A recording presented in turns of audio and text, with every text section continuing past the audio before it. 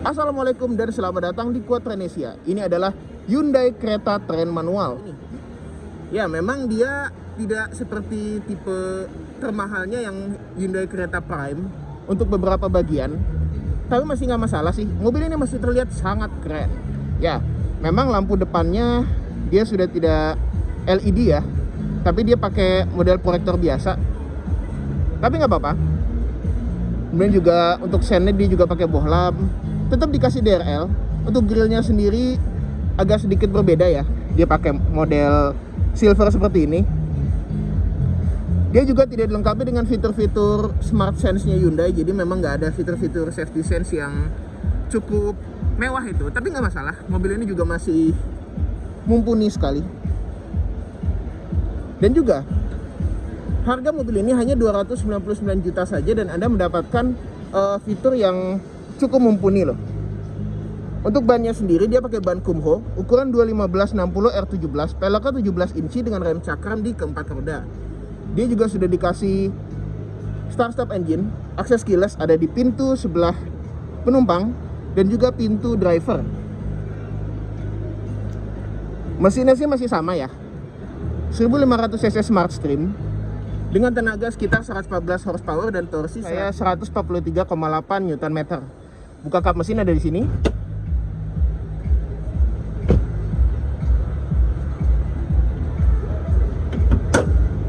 Ya, masih sama mesinnya. Seperti tipe termahalnya, dia juga tidak dilengkapi dengan peredam kap mesin dan masih pakai tongkat-tongkatan, tapi nggak masalah. Wipernya sendiri sudah frameless dan kita langsung masuk aja ke dalam ya. Untuk door trim sama seperti tipe termahal, cuma dikasih kulit sintetis dengan jahitan asli. Jendela otomatis hanya di driver, sama seperti tipe termahal masih silver juga di sini. Speakernya dia nggak pakai Bose, speaker biasa tapi nggak apa-apa. Start stop engine dan stability control. Rem parkirnya tetap pakai elektrik dan ini cukup bisa kita apresiasi ya. Dia nggak dikasih cruise control, dia cuma dikasih trip dan reset karena memang juga speedometernya dia pakai model biasa.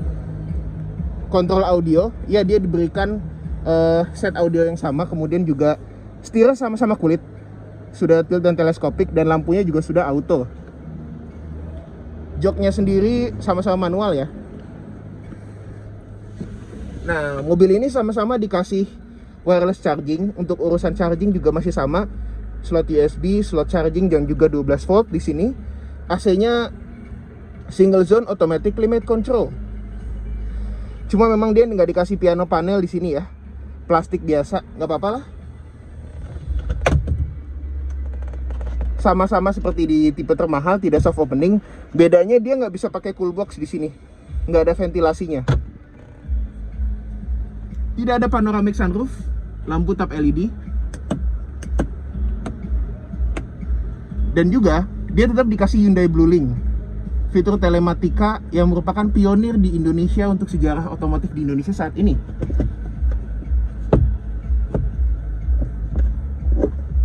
Untuk sun visor tetap dikasih kaca ya.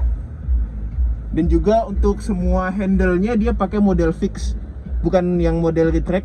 Tapi untuk seat belt depan dia masih bisa naik turun. Airbag-nya cuma 2.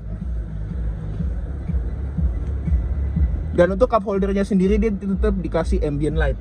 Meskipun mobil ini nggak dikasih ambient light ya, jadi memang untuk desain di sininya dia agak ngedelep sedikit karena nggak dikasih celah buat ambient light. Nah, untuk duduk di belakang, joknya sama-sama pakai bahan sintetik, cuma memang bahannya agak beda ya. Ini kayaknya lebih ke vinyl atau PVC kalau dibandingin sama yang tipe Prime yang pakai kulit sintetis. Masih ada tempat ngecas di sini dan juga ventilasi belakang. Jok belakang juga agak beda bagian sininya ya. Dia nggak dikasih cover plastik. Ini benar-benar vinyl sampai ke belakang sini. Jadi memang cukup dibedakan. Joknya tetap ada Isofix. Nah, dia dikasih roof rail di sini. Cuma di sini tulisannya do not apply load. Jadi ini mungkin roof railnya lebih kepada hiasan daripada untuk fungsional ya, tapi nggak masalah. Nah, lampu belakangnya Desainnya sama, LED juga. Dia sudah dikasih 3 titik sensor, dan juga untuk bagasinya tetap sama ya. Nah, untuk ban serep sama seperti tipe termahal. Cuma dia nggak dikasih ini nih, slot 12 volt di sini, tetap dikasih lampu sih. Nah, untuk mengganti slot tempat subwoofer Bose-nya dia dikasih semacam pengait di sini.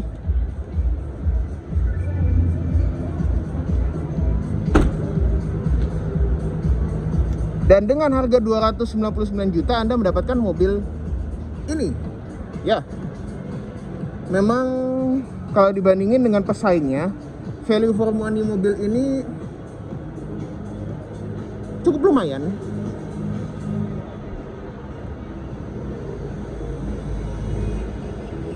Panjang mobil ini sendiri 4,3 meter, jadi kalau untuk meliuk-liuk di Jakarta masih bisa lah ya. Kualitasnya juga lumayan lah kalau dibandingin dengan beberapa merek buatan Jepang. Hanya saja memang mobil ini agak sedikit near fitur lah gitu. Tapi kalau untuk daya tahan elektrikal sih, saya rasa near fitur bisa lebih diandalkan kalau dibandingkan dengan mobil yang banyak fiturnya. Tapi Hyundai memberikan mobil ini sebenarnya untuk lebih kepada tester ke masyarakat, supaya mereka tahu Hyundai itu kayak gini. Mobilnya harganya tidak mahal-mahal amat, tetap diberikan value yang cukup baik, dan Hyundai menjamin dalam 3 tahun resale value-nya itu sekitar 70%. Jadi harganya kayak nggak akan jatuh-jatuh amat. Ini untuk mendobrak stigma di masyarakat kalau misalnya produk Hyundai itu harganya turun nih. Lagi pula Hyundai di akhir 2021 menargetkan punya 100 dealer. Dan ini adalah salah satu upaya Hyundai untuk memastikan kalau misalnya Hyundai itu terjamin loh.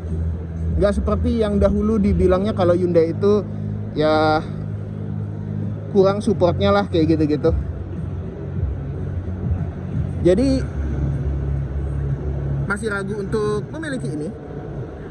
Kalau saya sih ya mungkin saya akan lebih pilih tipe tertinggi sih sebetulnya, atau mungkin tipe menengah, karena tipe menengah itu spesifikasinya bisa di custom seperti di mobil Eropa.